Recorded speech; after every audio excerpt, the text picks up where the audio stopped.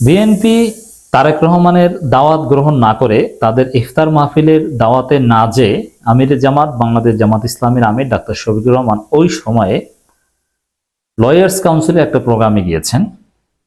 সেখানে আমিরে জামাত কিছু তাৎপর্যপূর্ণ কথা বলেছেন, যে বক্তব্যগুলো জামাত ইসলামের জন্য অতি জরুরি। জামাতের লোকজনের উচিত সেই বক্তব্য নিজে শোনা এবং অন্যকে শোনার সুযোগ করে দেওয়া।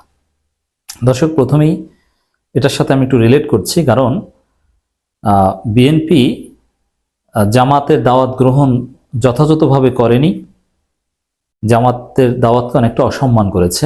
যেখানে উচিত ছিল তারেক রহমান নিজেই জামাত ইসলামীর ইফতার মাহফিলে ভার্চুয়ালি কানেক্টেড হবেন, সেখানে তারা কানেক্টেড হন নাই। যেখানে উচিত ছিল মির্জা ফখরুল ইসলাম আলমগীর নিজে যাবেন, সেখানে তিনি যাননি, বরং দুইজন নেতাকে পাঠিয়েছেন।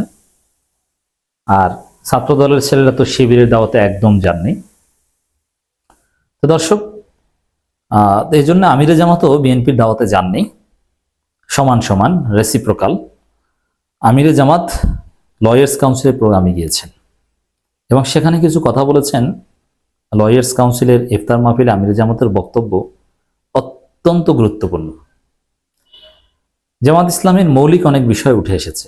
আরও কিছু অবাক করা তথ্য দিয়েছেন, কারাগারে তার ইতিহাস, এবং দীর্ঘদিন পর আমিরে জামাতের সাথে বা আমিরে জামাত অনেকটা আবেগপ্লুত যে এই কোর্ট প্রাঙ্গণে আসামি হিসেবে আসতে হয়েছে।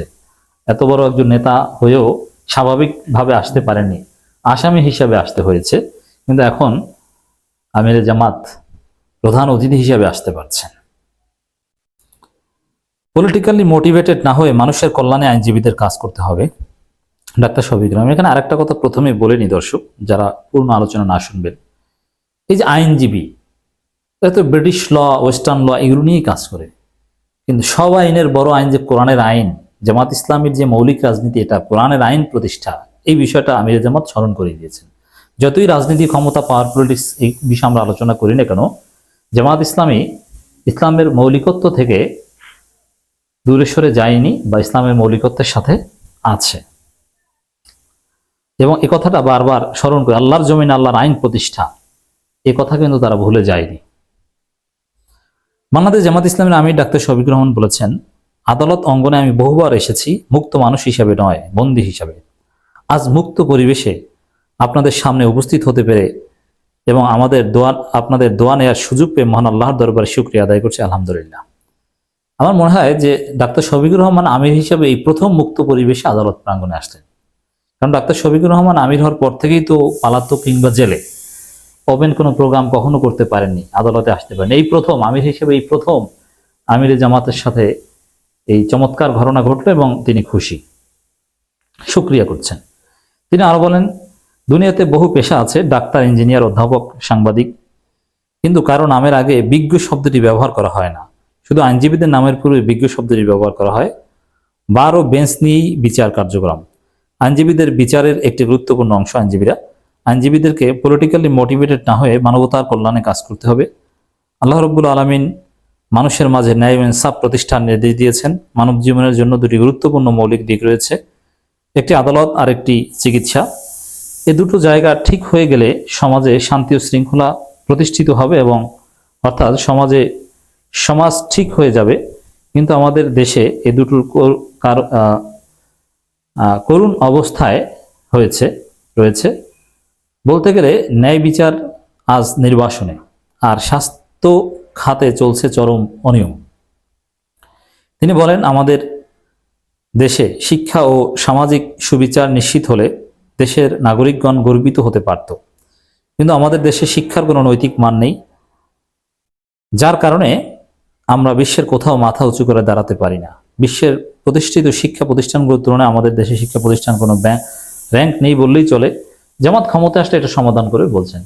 কিছু স্মৃতিচারণ করেছেন যেগুলো প্রেস রিলিজে আসেনি, যেমন তার কারা জীবনের স্মৃতিচারণ, কারাগারকে আপন করে নিয়েছিলেন এবং এক 82 বছর বয়স্ক বৃদ্ধের কথা বলেছিলেন যে তার মুক্তির সময় হয়েছে, কিন্তু তিনি যেতে চান না। তিনি বলেন যে আমার কবরটাই কারাগারের মধ্যেই দিয়ে দাও, কারণ আমার তো কেউ নেই। প্রথম দিকে আমার কেউ আছে কিনা আমি জানি না, আর আমার ধন সম্পদ কিছু নেই হয়তো, কারণ আমার মামলা চালাতে গিয়ে আমার সহায় সম্পত্তি সব বিক্রি করে দেওয়া হয়েছে।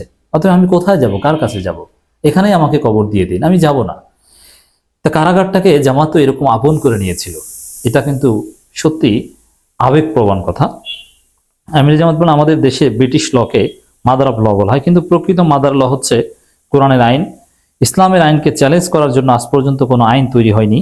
অনেক আইন আছে যা এসেছে কোরআন থেকে, যার কারণে বিদ্যমান অনেক আইন কোরআনের সাথে খুব বেশি সাংঘর্ষিক নয়।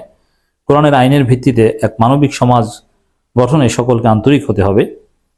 তিনি এই যে মৌলিকত্বের জায়গায় জামাত আইনজীবীদেরকেও কোরআনের আইন বোঝায়, অথচ আমাদের ফৌজদারি সিস্টেমে তো কোরআনের আইনের কোনো বালাই নেই, ব্রিটিশ আইনে চলে।